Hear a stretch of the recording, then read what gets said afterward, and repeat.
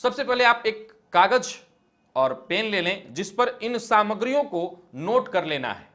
क्या क्या आपको चाहिए? एक मिट्टी का कलश चाहिए ढक्कन के सहित,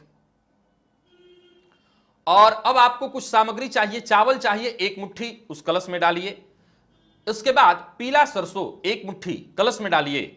हल्दी की 2 गांठ उसमें डाल दीजिए, यानी 2 हल्दी खड़ी उसमें डाल दीजिए। बिल्व पत्र 21 पत्ता चाहिए, 3-3 पत्र वाला, उसी घड़े में डाल दीजिए। तुलसी का पत्र 21 पत्ता चाहिए, घड़े में डाल दीजिए। दूर्वा 21 चाहिए, घड़े में डाल दीजिए। और मुट्ठी से नाप करके सूखा आंवला 1 मुट्ठी चाहिए, घड़े में डाल दीजिए। नागर मोथा, यह आपको मिल जाएगा किसी भी आयुर्वेदिक दुकान पर, 1 मुट्ठी नाप करके घड़े में डाल दीजिए। और इस घड़े को अब जल से भर दीजिए। करना कैसे है इसे समझ लीजिए। रविवार से प्रारंभ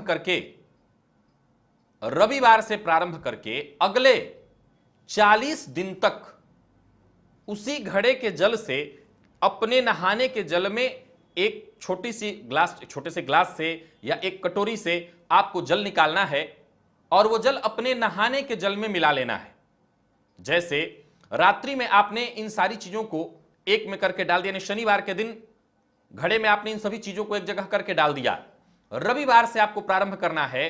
रविवार से आप इसको प्रारंभ करके और अपने नहाने के जल में एक कटोरी उसमें से जल निकाल करके आप अपने जल में डाल लिए और उससे स्नान कर लिया। लेकिन एक ध्यान रखिए बात कि जो आपने एक कटोरी जल निकाला या एक लोटा जल, एक ग्लास जल निकाला, तो उतना जल उसमें फिर डाल दीजिए, फिर उसको दिन भर पड़े रहने दीजिए। अगले दिन फिर अपने स्नान में उसमें से एक कटोरी या एक ग्लास जल निकाल लीजिए और फिर अपने जल में मिलाकर के स्नान करिए। यह प्रक्रिया 40 दिन करिए। 40 दिन के इस दौरान में ही आप महसूस करेंगे कि आप जिस भी ग्रह के कारण परेशान चल रहे हो, आपने जितनी भी उपाय कर लिए हो, अब इसे करके एक बार देखिए। ग्रह कोई भी हो, यह प्रयोग सभी प्रकार के ग्रह बाधाओं से मुक्ति दिलाने वाला होता है। तो 40 दिन तक यह स्नान लंबा समय है, लेकिन अगर आप कर सकते हो तो करके देखिए। ग्रह जनित तमाम समस्याएं, बाधाएं इस प्रयोग से दूर हो जाती हैं।